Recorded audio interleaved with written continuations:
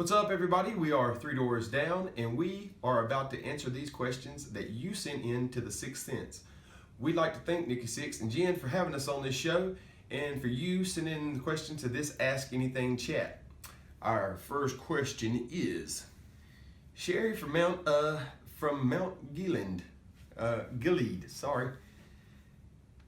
Is there a certain artist or band that you are pushing to tour with this summer? I think, I don't know if we're really pushing, but I think we're going to maybe try to do some shows with Pop Evil, our friends from Pop Evil. I don't know how that's going, but, you know, we'll see what happens. A man can dream. Rachel from Perrysburg. Are you coming to Ohio again? Northwest. Please, and what's your favorite song off the new album? You know I love you, boys. We love you too. We love you too. And, I'm sure we'll be in Ohio again. Ohio is honestly one of our favorite places to play. Anywhere we come in Ohio, you guys always bring it. And it's always a good time coming and playing with you guys. My favorite song is probably Pieces of Me. I like The Broken a lot, but Pieces of Me holds a pretty personal place for me. I can really relate to that song. My favorite song is The Broken. Oh, Gracie from Eau Claire. What are you most proud of accomplishing in the band? I think that I'm most proud of the Better Life Foundation, and this is the 13th year that we've had, or going into our 13th year rather, that we've had the foundation, and it's just a blessing to see what the foundation has done and to be a part of that organization. You know, we've watched some great things be accomplished through it, and if anybody would like to donate to the Better Life Foundation, it's a $1 in, $1 out charity. Everybody volunteers their time. There's none of the crazy stuff that sometimes happens with charities. You can go to the betterlifefoundation.org, or you can go to threedoorsdown.com, and there's a link on there for the Better Life Foundation as well. Benefit a lot of children's charities, homeless shelters, food pantries, a lot of different things like that, and it's a great foundation. So if you want to contribute, the betterlifefoundation.org is where you can do that. Lund from Brooklyn. When you did Kryptonite, were you thinking about Superman? Honestly, no. The song is really more about unconditional friendship. It's asking the question, if I'm doing great, will you be there for me? And if I'm down, will you be there for me? It just kind of sounds like a crazy question, but really, if you think about it, it's kind of easier sometimes to be there for somebody when they're down than when they're actually doing good. And that song is just kind of asking that question, and with the whole Superman thing, it just kind of seemed like a way to relate and convey that message more than anything. But so it's ultimately not about Superman, but that's a good question. Rob from Huntington, where the hell you been? On a bus. Yeah, it seems like we were kind of gone, It's been 5 years since the last record, and we're glad to be back and have another record out to go on tour some more with. But we put out Time of My Life, and we toured for it for a year and a half, and then we put out the greatest hits, and then we toured on it for a while, and then we done a full year of an acoustic run, and now spent the last year, a year and a half or so, writing and recording and getting everything going on this record, and it's just now come out, so we'll see you out there very, very soon. We didn't go anywhere, though, I promise. Let's see, is this one full Croy? Uh-oh. There we go. Here we go. Jeffrey from Little Falls. Do you think Chet and Justin brought more of an edge to the band? I've heard you guys in concert last year, and the new songs just look like they are more fun for you guys to play and are great to listen to. I can't wait for you to come around this year. I'm probably one of your biggest fans. Thank you, brother. Since I heard the first 7 notes of Kryptonite, don't stop making music. Well, thank you, Jeff. I appreciate it, man. These new songs are a lot of fun to play, and Justin and Chet definitely had a lot to do with those songs. They brought some new flavors to the band and some new ideas, and definitely some new life into the band. And these new songs, that's one thing that we kind of aimed for on this record, was to have some songs that were fun to play live and hopefully fun to listen to for you guys. And so thank you, man. I appreciate that.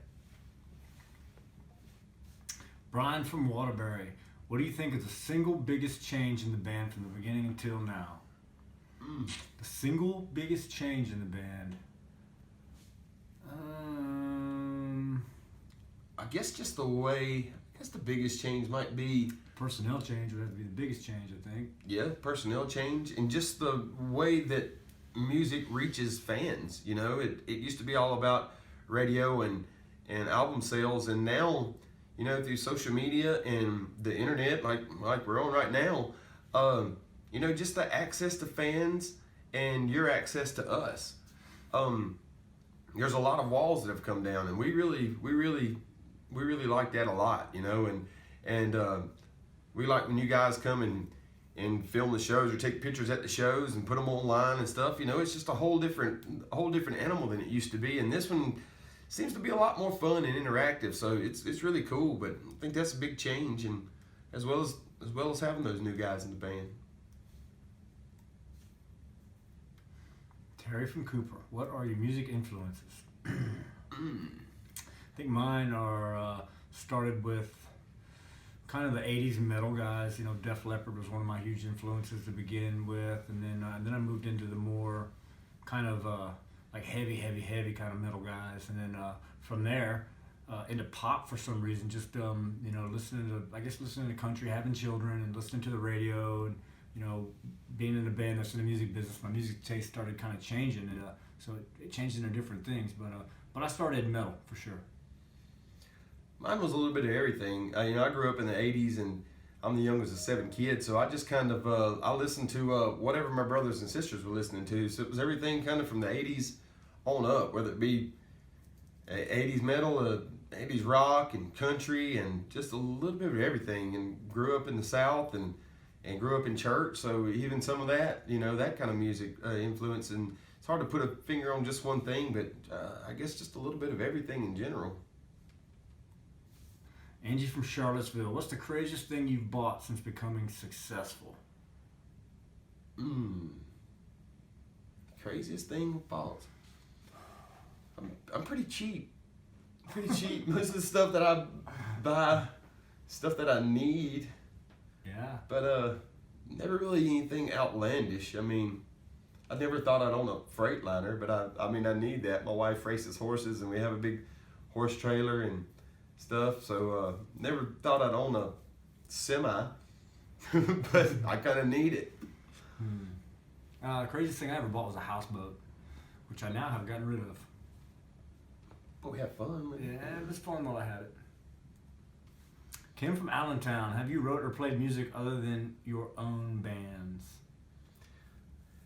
This is the only band I've ever been in. I've been in this band since I was 16 years old, and so now this is the only band I've ever wrote music for, except for just doing some writing in Nashville and around with some different guys like that. Yeah, same with me. I mean, I've only written really for this band. I did write a couple songs for a guy who had a record, but I don't remember it. Yeah, so whatever. Bree from St. Louis, what inspired In the Dark? I think the music inspired In the Dark, just kind of the feel of the music that Chet kind of came up with, the basic structure and that kind of hooky guitar part he came up with, actually as almost like a little dance funk groove that he came up with on GarageBand on his iPad. And it just kind of had that playful, kind of dancey feel to it. And, you know, we knew we needed to rock it up and make it a rock song. But the In the Dark line was actually, she likes to do it in the dark, was the first line that kind of come to mind when we were writing that song. And then we just kind of wrote the lyrics around that hook, and it just kind of went from there. Carol from Memphis. Brad, how often do you get behind the drums these days? Too often. Not too much. I play at home a little bit. I play on stage every now and then. If I can talk these guys into it, maybe we'll bring the double drum kit back out and do that some more this tour. That was a lot of fun to do. And but let Greg handle the drum department. He's way better drummer than me. But at home I play a little bit, but if I do, it's normally on the electronic drums, as to not drive my wife batshit crazy. There you go. Garret from Gulf Breeze. A beautiful song written by you guys dubbed the Battle Song was never released but given to one lucky fan. Since then, only parts of it has been heard. It was planned to be put on the self-titled album. Will we ever get to hear the full version of this track? It sounds amazing. You know, I don't know. I really like that song, and I kind of forgot about it, honestly. Mm-hmm. But you know, maybe we'll have to go back and revisit that song one day. It's a cool song, and it's got a good message to that song. And I know there's a little kind of excerpt from it on the Away from the Sun DVD, isn't it? Mm-hmm. Something like that, of the making of that record. But yeah, maybe we'll have to go back and revisit that. Thank you for reminding us, Garret. Brenda from Des Moines. How do you keep in such great shape? You have the best body of any singer I've seen. Well, Brenda, that has kind of fell apart a little bit lately. I haven't been working out too much, but it's not so hard. You know, we have a lot of downtime during the day, and so sometimes if we get a chance, we'll go to the gym when we're on tour. Sometimes we're playing arenas. We'll get out there and run the stairs around the arenas, and a lot of times we just try to take our bikes out and get out there, and it's kind of, I think with the bikes you kind of get it back in two ways. You get some good exercise in. It's a good way to get out and see the town that you're playing in, you know. And so I'm trust me, I'm not just saying it. I'm about to get back in the gym and get back in shape. But right now, whew, a lot of Skittles, Michael from Westfield. Do you guys have any other doors in mind before choosing 3? Did you guys have any other doors in mind before choosing 3? Well, when the band very first formed, there was just 3 of us, and the name of the band kind of came up from an old like fruit stand. We're from South Mississippi, and we were driving down to the beach down in Florida, and to get down there, you go through Foley, Alabama, which is that little town's just full of little fruit stands for like tourist traffic going down there, and one of the buildings had like multiple stands in one little building, and one of them had closed and moved a couple of spots down, and he had a little tack up sign that said business moved so many doors down, and some of the letters had fallen off, and at the time there were 3, and so we just said 3 doors down, and we had a list of names that we were going to call the band, and I really can't even think of any of them off the top of my head, or I'd say them. But so that was the 3, and the doors down kind of come off that sign, and we were in a hurry to make a name for the band. We had a gig like that night or the next night or something, and it just kind of stuck, and I guess it's has a better ring to it than 5 doors down. Yeah. Order from Red Wing. Hey Brad, do you have any advice on writing good music? I want to start writing for fun, but don't know where to start. Morgan, I would say just write from your heart. Just, you know, write about what you feel. And I guess if you want other people to identify with it, just, you know, leave it interpretable. You know, I always try to write what I feel, but at the same time leave songs kind of open-ended to where people can draw their own conclusions maybe sometime as to what you're talking about, and in that way they can relate it to their own lives. And but ultimately just write from your heart and write what you feel. Whether you think anybody will identify with it or not, trust me, they will if it's honest. Cole from New Haven. Do you keep in touch with your former members of the band, Todd, Matt, and Daniel? To answer that question, not really. You know, Todd's to where we can't really stay in touch with him. Matt, I mean, you've talked to Matt. I talked to Matt a couple of months ago. Mm-hmm. I personally haven't, and haven't spoken to Daniel in quite some time. What's the one thing that you consider a luxury on your tour bus? Also, does each band member have their own bus? And that is from Donna from Covington. Oh yeah. The one thing that you consider a luxury on your tour bus, as dumb as this sounds, no matter where I go, I have to bring my own pillows from home. They're just ratty pillows, but they're comfortable, and they support my big head. I think one luxury that we have on our tour bus is that in each bunk, the bunks, they're not even as wide as a twin bed. And when we first started, and thankfully ours, you can sit up in them, but when we first started, I mean, you sat up, you hit your face. And they used to have these TVs that were down at the floor, and it was like little tube, you know, the old school TVs, and you just could not get your feet under those things. And you know, they might have a DVD player in them or something like that back in the day, but that was maybe or maybe not. But now they have iPads in them, and they're just kind of connected in there. And that's kind of cool because they're right in front of your face, and there's like a little movie bank that just goes through the Wi-Fi, and you can just select movies and watch them on there. And that's pretty nice. I mean, it's nothing, you know, extremely extravagant, but to have it on a bus and just to be able to scroll through, and we don't watch a whole lot of TV, but just to be able to lay there at night when you're trying to fall asleep and have something to fall asleep to is pretty cool. Yes, for sure. Bree from Honolulu. Hi, I have all of your CDs. How do you guys do the liner notes? Well, usually you just kind of, you know, you try to think of someone or the people that have really helped you make that particular CD. I think over the years, for me personally, I've kind of named every person in my family, every friend I know. I think so. On this latest one, I only named my fiance and my 3 children and my two good friends. One of them who's deceased, and then my other really good friend that I've been kind of hanging out with, you know, in the last 6 years. So I kept it really simple. How about you? Yeah, I mean, my thank yous and liner notes have got shorter and shorter over the years. I think I've just about named everybody, so now their names have become my friends, my family, my wife, of course, you know, my mom and dad, and things like that. But all the people that I like to thank, we've pretty much thanked them multiple times, and they know who they are.